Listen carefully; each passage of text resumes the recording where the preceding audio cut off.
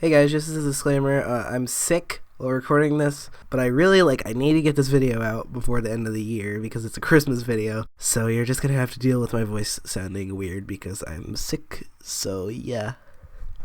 Start the video.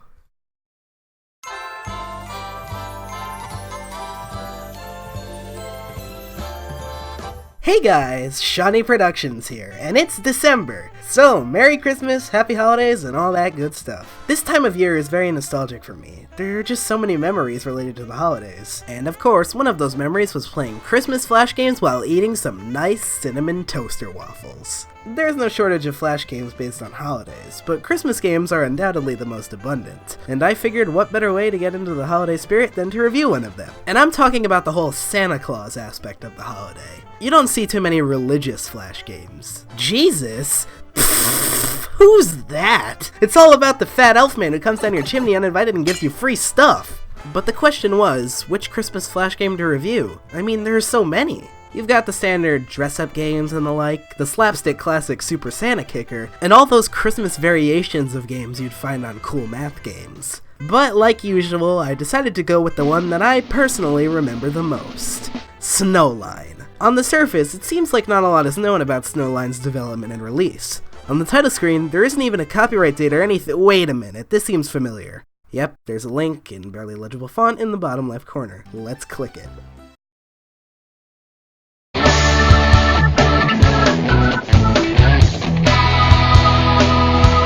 Yep, it turns out that Snowline was developed by our old friends Iresoft, the creators of the primary game's eternal top pick, Dune Buggy. Honestly, it was extremely bizarre finding out after all these years that two of my favorite childhood Flash games were actually made by the same people. Like Dune Buggy, Snowline was always on top of the primary game's top 10 list as well, but only during the Christmas season. Also like Dune Buggy, the game was published by and originally released on Miniclip. The earliest capture of this game on the Wayback Machine is dated December 23rd, 2006, so it likely first released around then. And that's about all we know about this game's development. I could contact Dimitri again because he seems like a really nice guy, but even if we did, we probably wouldn't get a concrete release date. Anyway, this channel has a very interesting history with Christmas specials, to say the least. Toad, what do you want for Christmas this year? I want a Barbie doll! And a house for it too! And I'm excited to continue that tradition now that I'm back. So let's get into Snowline itself and see if it's any good after all these years. This is kind of a weird first thing to point out, but this game is really loud! So turn down your volume and check out the three title screen options: Start, Help, and Scores. The Help screen gives us the game's story and explains how to play. So gather round, children, as I read what is bound to be the most intense, deep narrative of the century. Oh no! A bout of reindeer hiccups has scattered presents throughout Europe. Santa has given the reindeer the day off to recover and needs to collect the presents in time for Christmas. Huh. That's why Santa doesn't have his reindeer and is just sliding around on gravitationally impossible snow lines in this game. I never read this as a kid.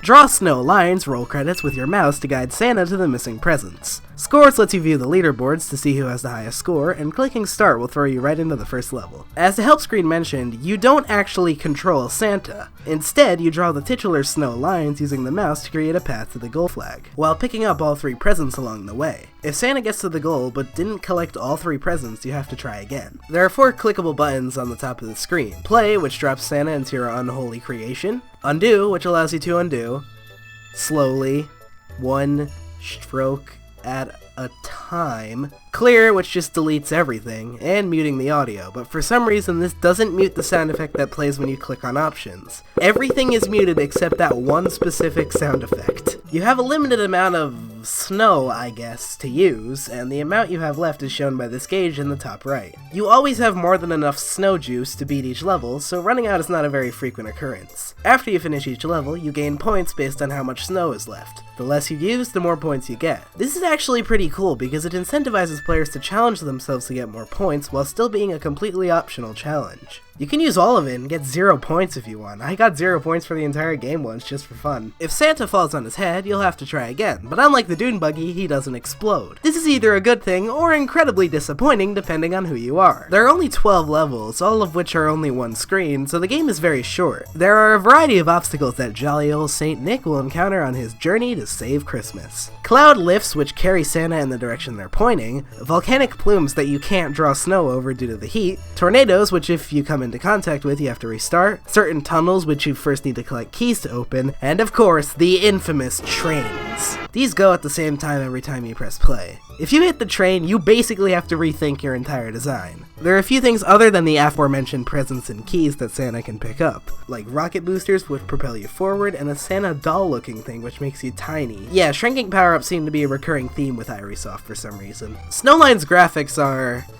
something, I guess. Everything sort of has an angular style, and Santa himself looks kind of, well, I don't even know how to describe this. Even though his main sprite is a side view, you can see both of his eyes. Either way, it still looks pretty good for a 2006 web game. In terms of music, well, as I mentioned before, it's really loud. There are only 2 tracks. The title screen and map plays a rendition of We Wish You a Merry Christmas, and the level theme is Jingle Bells. We Wish You a Merry Christmas is mildly irritating, especially since you have to hear the first few seconds of it after every single level, but honestly I like this version of Jingle Bells. I think it's that bass.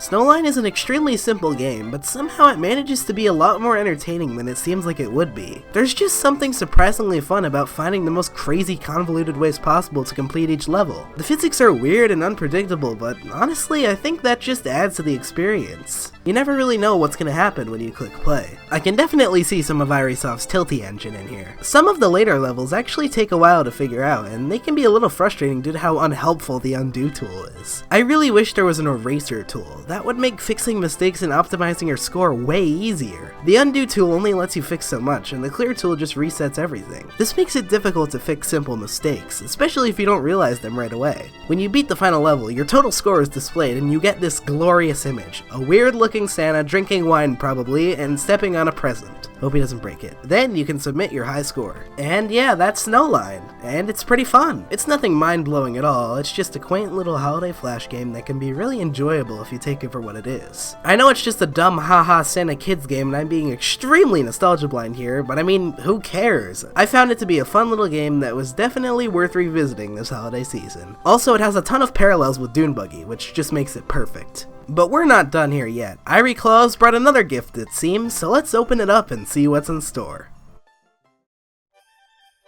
Snowline 2. This is obviously the direct sequel to Snowline, and once again we don't know much about its history. It was again made by Irysoft and published by Miniclip, and the earliest capture on the Wayback Machine is on Christmas Day 2008, meaning it likely came out around then, 2 years after the first one, which makes sense. So starting up Snowline 2, and oh my god that face. Anyway, the plot this time is disaster strikes again! Santa has a horrible cold, so it's not just me, and in a fit of sneezing has blown the presents all over the Arctic. Okay, so the conflict is caused by sickness again.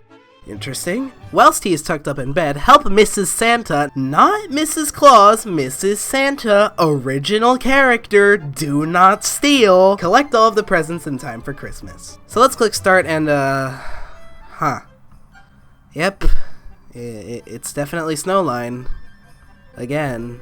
Okay, I feel like I was a bit too critical of Duck Life 2 and Super Mario Flash Squared for being too similar to their predecessors, when really that's what most Flash game sequels are like. Just the first games again, but with new levels or other small changes. And I realize now that that's okay. You can't really expect a big leap from a Flash game sequel. But out of these 3 2s, Snowline 2 is definitely the most derivative. It's pretty much just different levels and a different character. But again, that's okay. Though because of that, I won't spend too much time talking about it. It has the same controls, same physics, same art style, same number of levels, the list goes on. Same exact music too, and yeah, I can see how the song gets really annoying now. There are a few improvements though. For one, this game actually saves. I didn't bring this up because the game is so short that it's not needed, but the first game didn't have a save feature. That's a fine addition, but I never really used it since this game is the same length as the first one, being really short. Also, there's now a button to exit to the map, where you can play any level you've already completed to improve your score, even after you beat the game. And that's about it in terms of new features. Well, other than obviously playing as Mrs. Santa and the different levels. Due to the fact that it now takes place in the Arctic, this game's levels are more ice-themed, contrasting the first game's snow environments. There are now some levels which take place at night too, which honestly look really nice coupled with the Arctic aesthetic. Snowline 2 is actually a bit harder than the first one, and what I mean by that is there are more levels with trains. There are no new obstacles or mechanics, the gameplay is the exact same. Sure, if it ain't broke, don't fix it, but this game gives me barely anything to talk about without repeating myself. Also, Mrs. Santa's colossal nose makes her head look like a triangle.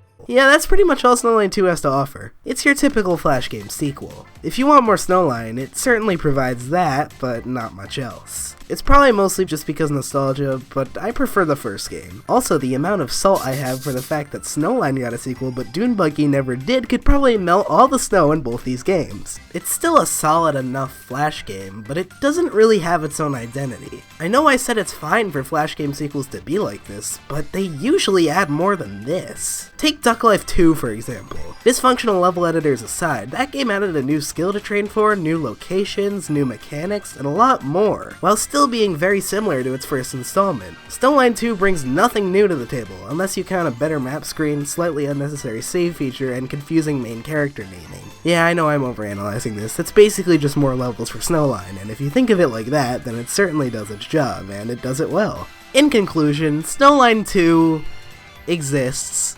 It's alright, it just doesn't add anything new that's worth talking about. These games work well as a pair if you view Snowline 2 as just an extension of the first game. So if you're looking for some simple but fun festive Flash games to play this holiday season, for whatever reason, you can't go wrong with Snowline. Thanks for watching, and of course, wishing you a happy holiday and a happy new decade. See you guys in 2020.